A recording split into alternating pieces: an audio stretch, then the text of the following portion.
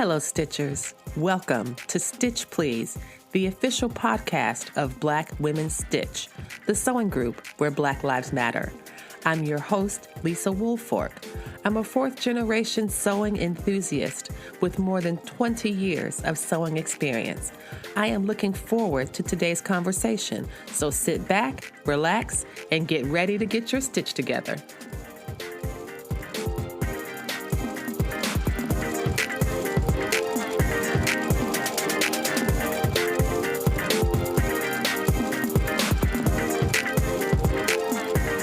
Custom fabrics is its own world. This has taken the sewing community by storm for more than maybe a decade, I'm guessing. I found out about it maybe 5 or 6 years ago, so it might have been going on much longer than that. I'm assuming that it has been. But it started in small ways with things that I'm familiar with, like Spoon Flower and those kinds of places. But then individual people decided to take up the mantle and produce fabrics that better reflected their own vision. This has been really important for Black women. And one of the women that we're going to talk to today who has been doing this work is Quinora Irvin. Quinora is the proprietor and host of the fabric group called Finer Fabrics by Quinora, and I'm very excited to have had a conversation with her about custom fabrics and to share that with you today. Hooray! I hear you. I can hear you. Hear me? Yay! Oh my gosh. Girl, this is what happens when you try to be all fancy. I'm like, oh yeah, I got to make sure I set up my my audio interface and make sure the inputs and the outputs are going in the right direction. But I see these little dots and I don't know what's happening. And then you said you could hear me, and I was like, oh wait, I have to plug my microphone into the interface and not into the laptop. Girl, I mean, honestly. Oh, goodness. I was like, I don't think it's still supposed to be connecting. And I was just getting ready to find your number. I was like, let me text her. No. Here. Yeah, the first time it didn't go through properly. And then I reloaded it on my end and it said connected. It actually did something. And I was like, girl, after my Cameo was messing up so much last night and to this morning, I was like, I do not need another technological, I don't need any more lessons. So like this is what I try to say, oh, these aren't bags, but this is every challenge is a lesson. I'm like, you know what? I got plenty of lessons. Right. I just need technology to work. Yeah. I just need technology to work. I want it to work and I can learn later. But now I want it to move forward and do what it's supposed to do so I can get on with my life. So I am so glad that we get a chance to talk today. Thank you so much for taking the time. I know you are very, very busy and you've got so much going on with family and work and your backup work. So tell us a little bit about your sewing and your sewing background. Okay. And say your name. Oh, yeah, that would help. My name is Quinora Irvin. I am a mother to 3 girls, and my husband and I have been married for 10 years now. So I got into sewing after probably about 5-6 years ago. I was in between my second and third daughter, and like most females, our body changes. We don't know how to dress it. In conjunction with the fashion industry doesn't know how to dress us. So I turned to sewing based off of a Pinterest search. I thought, I saw this dress. It was a blogger, Tip Stitch. Oh, yeah. Yeah. So she made this dress and I was like, that would work perfect for my body. And then I learned she sewed it. So I started following her. And that, of course, led me to the whole wide world of sewing. So we went to Walmart, got a basic sewing machine, and I just started sewing. For me, it was maxi dresses. I had every maxi dress pattern probably possible. So that's what got me into sewing. And I started sewing for myself and my daughters. And from sewing, I mean, you know how it is. You start sewing and it opens up this whole new world that you never knew existed. And that's how custom fabric came into play. I thought, it's like a whole world you didn't know was even there. It's really amazing. I mean, you said so many really great things already. First, just a shout out to Tip Stitched. I follow her also on Instagram, and I really like having possibility models. That's what I've been calling them. I didn't invent the term, but this idea that you can find for yourself a variety of people that show you what is possible. And so when you see Tip Stitch with this dress and you just happen to like the dress, and then you learn that she made it, and then you fall down the Pinterest rabbit hole, and then now this whole new world is opened up for you. I think that's really very powerful to talk about how we talk about in many ways how social media can be very negative.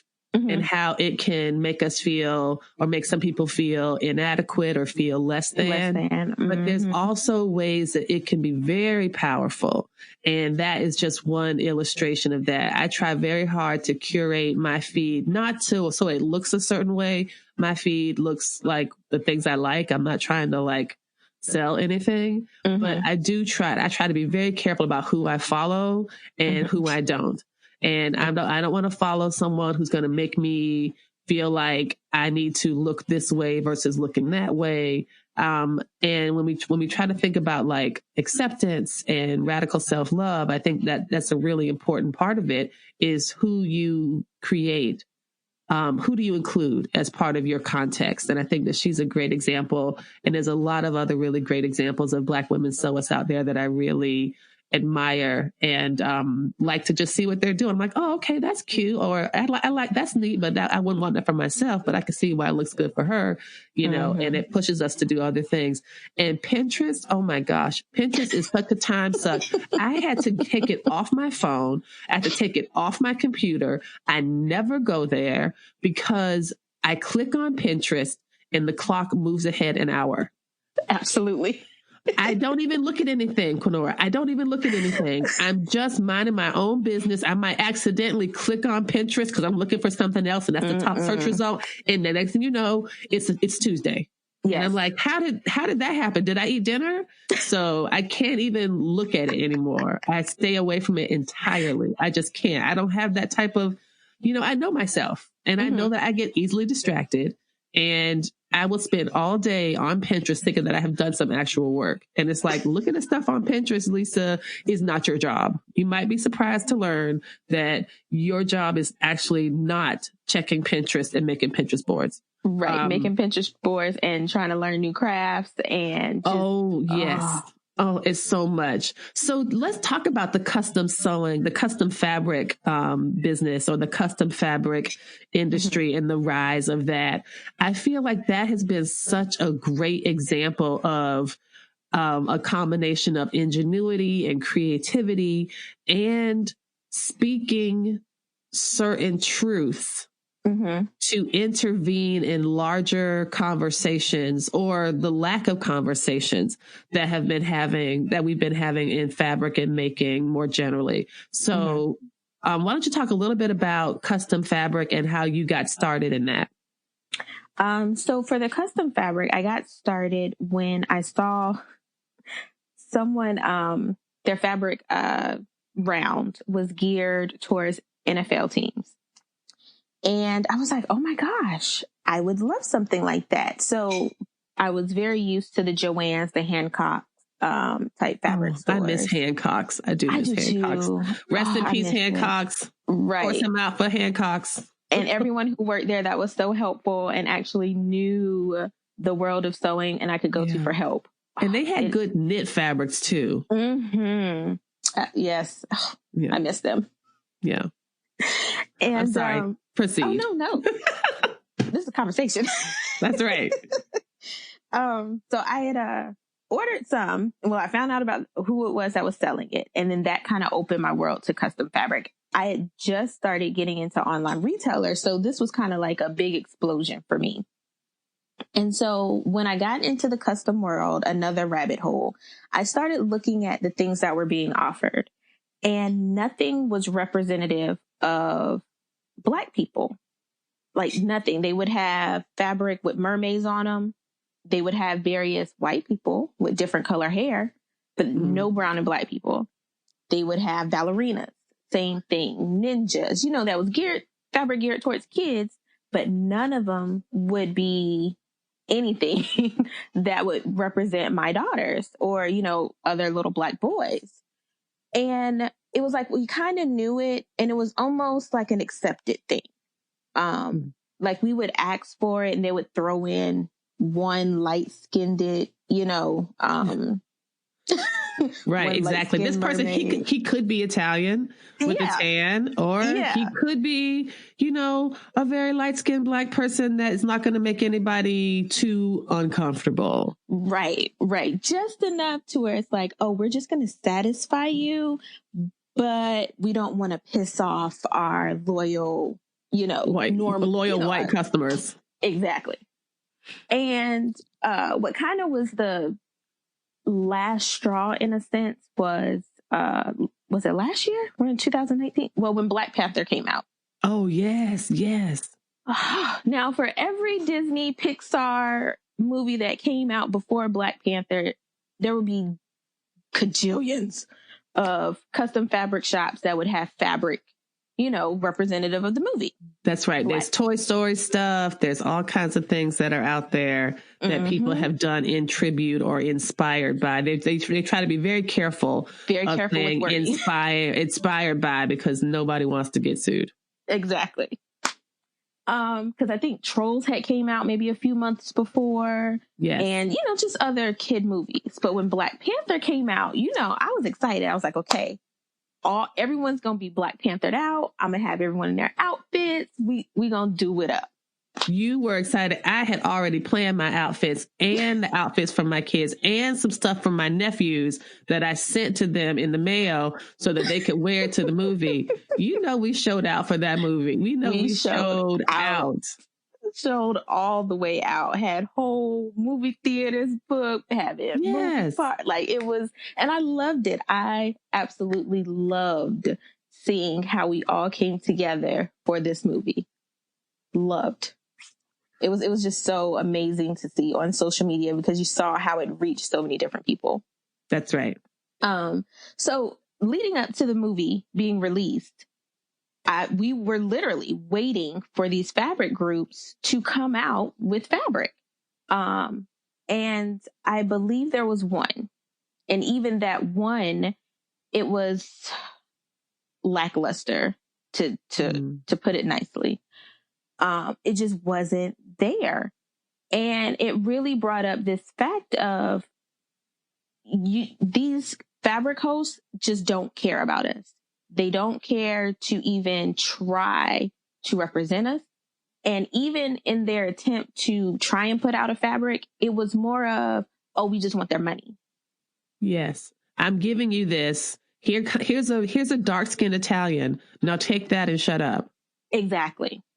Here's what I'm going to give you these scraps. Take it and give me your money. And it did not sit well with actually a lot of us. And I think that was that pivotal moment where we just had to take matters into our own hands. And that's when I started looking into what does it take to have a custom fabric company? Where do I get fabric from? Where do I get art from? Who is a good printer? There's so many, questions that I had to look for because in addition to them not wanting to provide fabric that represents us, they also didn't want to help us. Yes, that makes a lot of sense. So this resource hoarding that you're describing is a particular feature of capitalism. It's a particular feature of white supremacist patriarchal capitalism, and people want to protect their trade secrets. At the same time, they don't want to fully serve Black folks. And exactly. So I can imagine being really frustrated to say, look, you won't do it. And you don't want me to do it either. So I'm supposed to just then be satisfied with whatever you choose to give me.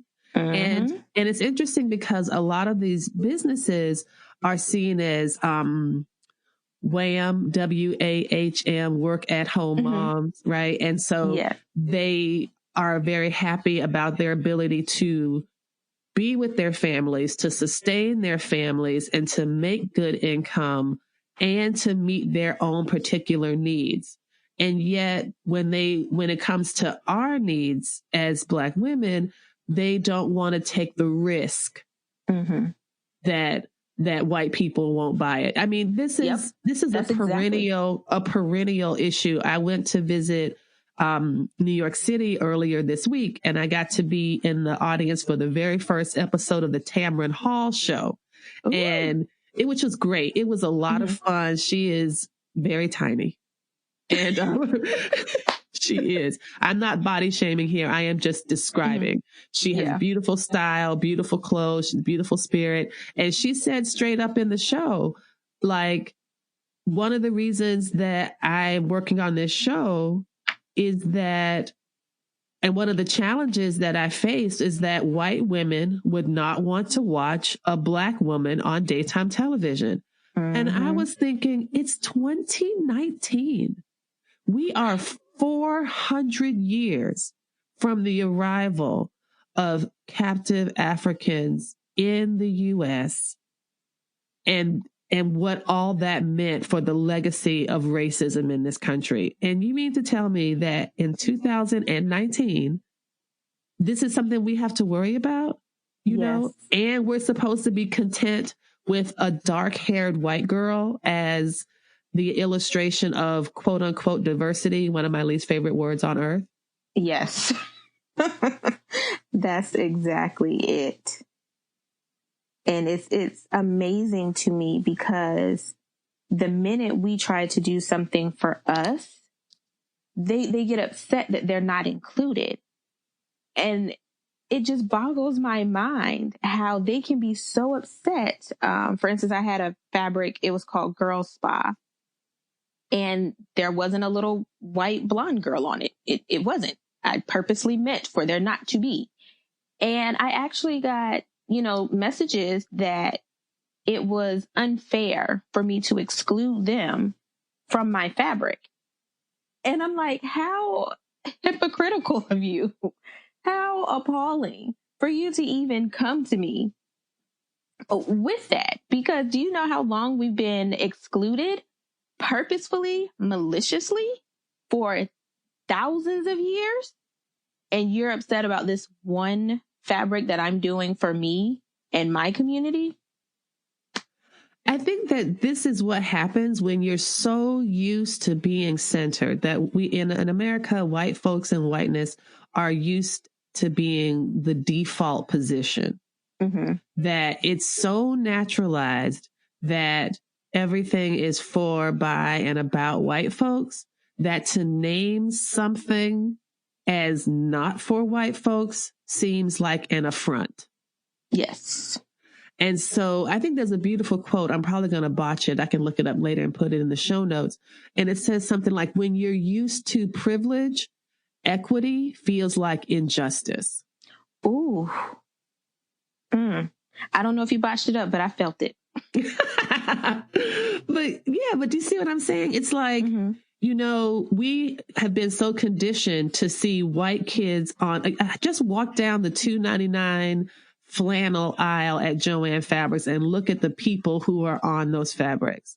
Yeah. It is cute little white kids, drawings of cute little white kids. And that's what we are meant to respond to. That's what we are meant to buy and take it in as if it is ours.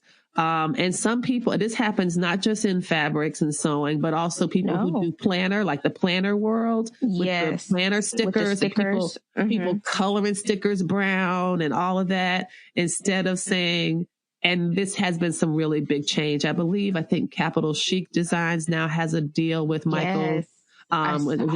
Isn't that pretty exciting? But this idea of like, what would it mean to have a all black planner, all black sticker sheets for sale at Michael's? It would be, I think that would be pretty revolutionary. I haven't got a chance to fully inspect the line, so I don't know if it's a mix of black and non-black folks. But I mean, from washi tape to papers to, to turn back to our topic on fabric, it is white, white, white. And this is what happens when, whiteness is so centered, to deliberately change the conversation, to do like what you have done and to say, I'm having girls spa day and it's black girls. Yes. Or to do what I'm doing with Black Women Stitch, and it's called Black Women Stitch. It is very apparent. The logo has a Black woman with Black Lives Matter t-shirt. Right. If you don't get it, you just won't get it. You won't get it. And I think that's where we're at. Like, I feel like if you don't get it at this point, that we are taking back the conversation, we are taking matters into our own hands at this point. I just don't know what to say. And I think we don't actually have to say anything, because it is not our job to fix white supremacy. We didn't build white supremacy. We don't benefit from white supremacy. That's not our job to fix. Mm-hmm. Our job is to live our best lives and to thrive as however we can in this system that wasn't designed for us. And yes, my job does involve teaching. That is my job as a professor, is to teach. But I don't have to teach every white person that happens to exist on the planet or within my purview of conversation. And there's certain things that I just don't explain. And so this, I think, is important for us as well, because we are always been conditioned to like give the benefit of the doubt, and, you know, and that's so uneven because it is rarely, if ever, reciprocated, you know. Mm-hmm. So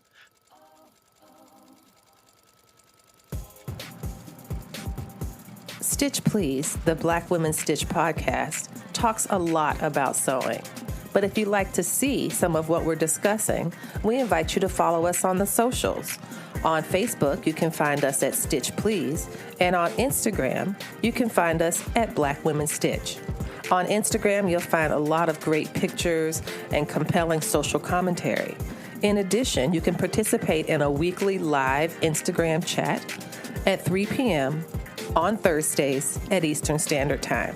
So follow us on the socials, Facebook at Stitch Please and Instagram at Black Women Stitch, and get your stitch together. In the previous segment, Kenora and I talked about what it means to center Blackness in the custom fabric industry. Now, let's talk about what she's going to do next and take a look at her new collection. Let's talk a little bit about what you have coming up. I've seen some fabrics. I've already, as you know, claimed some and said, oh, that's mine. Yes. That's mine. When is it coming? Why is it not at my house yet? And you're like, because it's being manufactured, Lisa. And I'm like, what does that mean? I want it now so I can make my outfit. Yes. So I have, I'm calling it the Inspired African Round. If you're familiar with Ankara fabrics or African print fabrics, they are generally cotton woven wax material. And some of us would like a similar look, but in stretch knit material. So that's kind of where this next round is going. I have 2 different designs. Because I don't want to call it African print because it's not that traditional African print, but it is inspired by it. And I don't want that confusion to be there. So we're going to open the round on the 17th of September, and I'm going to keep it open for the pre-orders until October 8th on the website. So you would just go order your yardage. I have it printed, and then it'll get shipped to me, and then I'll ship it out to the clients. And from the Facebook group and on my Instagram, I have some excellent testers who will kind of test the garment so that way they can give testimonials. So you have a little bit more assurance in what you're buying because it's already been in the hands of people, of home sewists, work at home seamstress who may have a business that can give actual information because they have touched the fabric, they have sewn with it, they have worked with it. That's fantastic. And tell me a bit about how many fabrics do you have this round? So I have the inspired African print, and then I also have breastfeeding awareness. We know last month was breastfeeding awareness month, and the last week of August every year is Black breastfeeding awareness. And originally I wanted this fabric to kind of come out in time with that week, but quality is most important to me. So I'd rather it come out later than I wanted than to give subpar quality. Yes.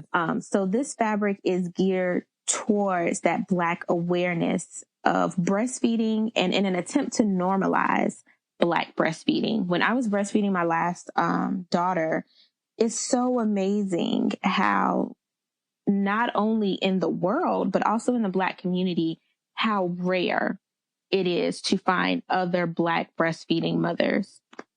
It's something that needs to be normalized, and hopefully my fabric can start that conversation. That's one of the things I have always wanted with my fabric. I want it to start a conversation. I want you to look at it and say, hey, I like that, or hey, what does that mean? Or let it kind of speak for you as you go out into the world. And it's a image of a Black mother, one of which is wearing a head wrap, which is me normally. And it just simply says a mother's love. And to me, that's what breastfeeding is my love literally pouring into my children. So that'll also be available, as well as the previous designs that I've had out, such as the Juneteenth fabric, the girls spa, and an afro. It's a girls afro fabric. That's fantastic. I think I might have bought the girls Afro fabric from you earlier this year, I believe. Is that the one that Yes. with the white background? Yes. That's one of those fabrics that I own, and I only made a pair of panties because I did not want to cut a lot of it. I was like, I have to buy this fabric. I have to have it and then put it in the collection and then never use it. Which I'm trying to get better at. One of these days, we're going to have a discussion on the podcast, quoting a member of Black Women Stitch who said, "Don't just save it, sew it." Oh, but it's so hard. It's really hard. I don't know. It's not really doing anybody any good, is it, if I don't sew it? But isn't it doing me some good to be able to look at it and say, look at my fabric. It's beautiful. I got this Black fedora. It's significant. One thing I love about the Black breastfeeding fabric is that your fabric is doing exactly what you intended. And it's leading us to these conversations about things like the disproportionately negative maternal outcomes for Black women. The need for better care, the very important work that midwives and doulas are doing with Black women that needs to be expanded. Like, so all of these things, which seem like social issues, are actually issues that are vital to the lives of people. And so this is why I have very little patience for people who say, oh, I don't really listen to these people. I'm just imagining there's people out there that might say that because they've never said it to me, because I don't hear that kind of stuff. Like, why does it have to be about Black women? Why does it have to be about race? Why can't you have everybody on your fabric, which really means 3 white girls, one red haired, one blonde, and one with brunette hair. And that's everybody. That's bringing politics into sewing. And I'm like, politics, it's not politics. It's not politics. I don't really care who you vote for. Well, I do care who you vote for because I'm that kind of person. But I mean, it's about how we treat one another and how do we recognize inequity and injustice and imbalances, and how do we perpetuate those? How do we benefit from those? And how do we fix what's been broken? Especially in a culture like ours that has been erected on the brokenness of Black folks, you know? So yeah, it's been a really wonderful journey, and I've really loved watching your fabric thrive. And tell us a bit about the fabric bases that you will be using. I know you mentioned cotton lycra. Talk a bit more about some of the other fabrics that people can find when they order from your collection. So each of our rounds is something different, but generally it's the same. The only one that's really different is our inspired African round. I'm not having it on any woven basis, which is usually your linens, your cotton wovens, is not going to be on that at all, because I want you, if you're going to have African print, I want you to have the authentic African print. So it's only going to be available on knit stretchy fabrics, and it'll be our cotton lycra. We also have 2 weights of double brush poly. We also have Liverpool bamboo, which is very eco-friendly, as well as a organic cotton knit.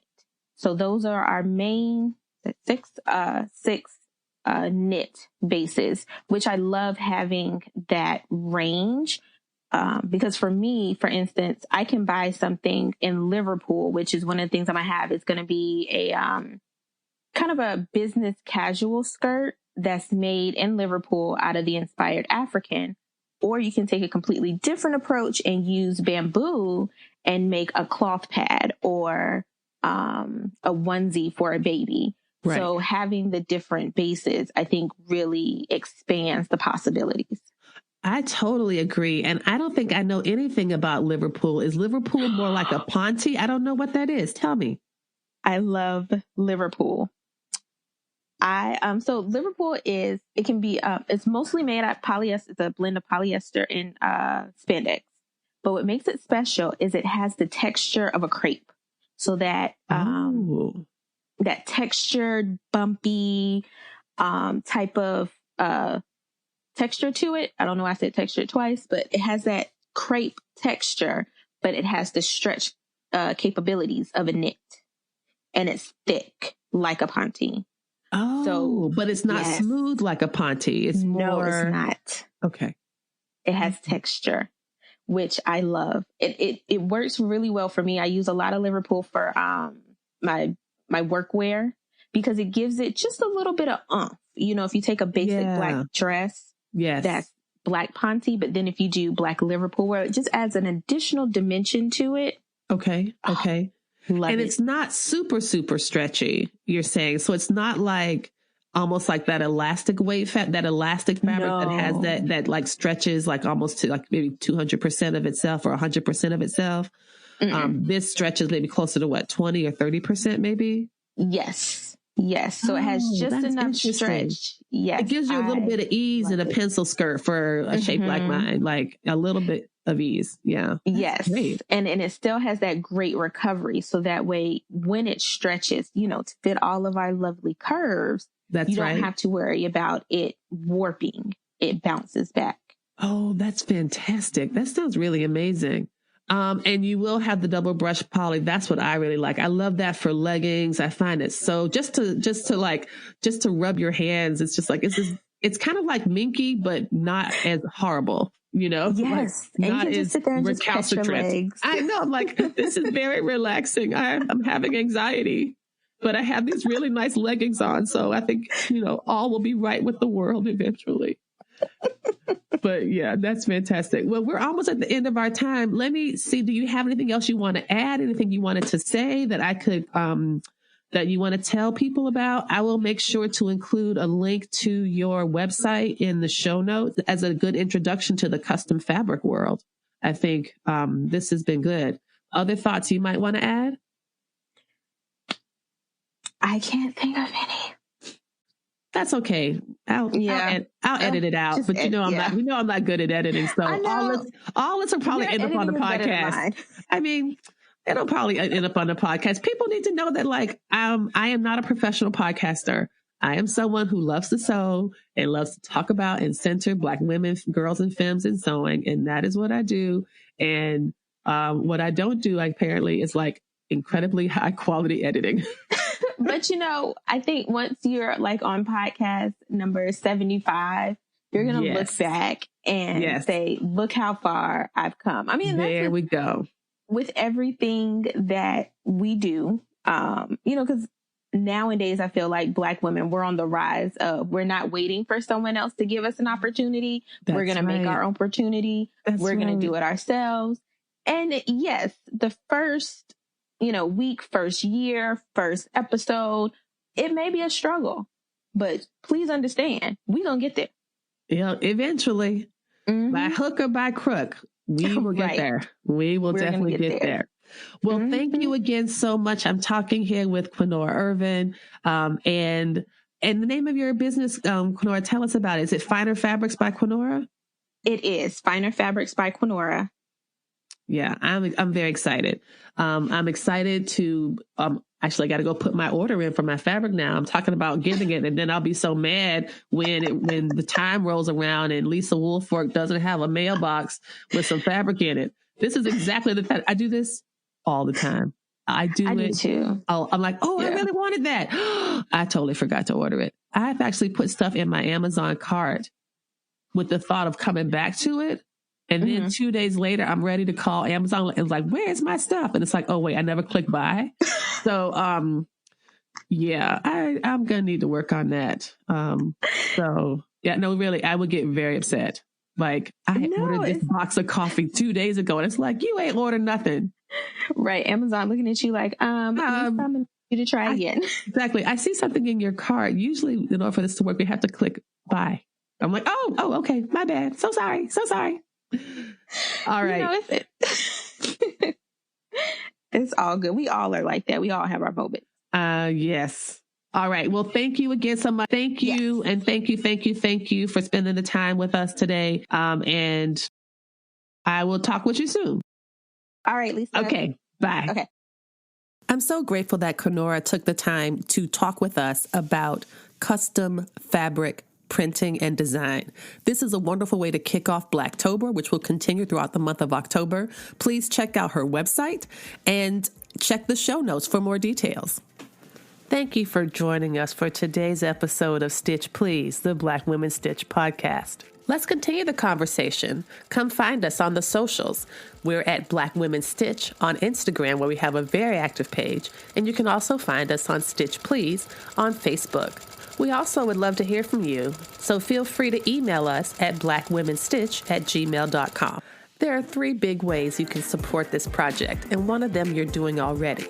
By listening to the podcast, you're really helping us, so thank you for doing that.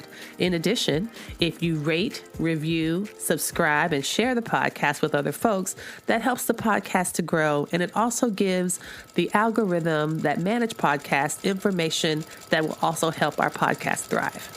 The third way to help the podcast is for those of you all who happen to have a little extra change burning a hole in your pocket. And if you don't have any plans to use it to buy your 20th, or in my case, 378th Big 4 pattern, that's how many I have in my top pattern drawer, about 378 patterns. You could take that money that you would spend at the pattern sale and give it to us. We are accepting donations at our Patreon site, where you can donate as little as $2 a month, or you could buy us a coffee at ko.fi, and small donations are greatly accepted and appreciated. So thank you for considering that. If you would like a transcript of this episode, you can find that at our website at stitchpleasepodcast.com. And we also ask that you check the show notes, where we have lots of additional information and supplemental information for what we discussed in the podcast. You can find affiliate links there for the products that we like. You can find web links to the Black women that we've been talking about here on the show to elevate and center their work. And you can also find the info we mentioned about donations, as well as our email link. All of that is available at stitchpleasepodcast.com. Thanks again for joining us today. We look forward to seeing you next time. Come back and we'll help you get your stitch together.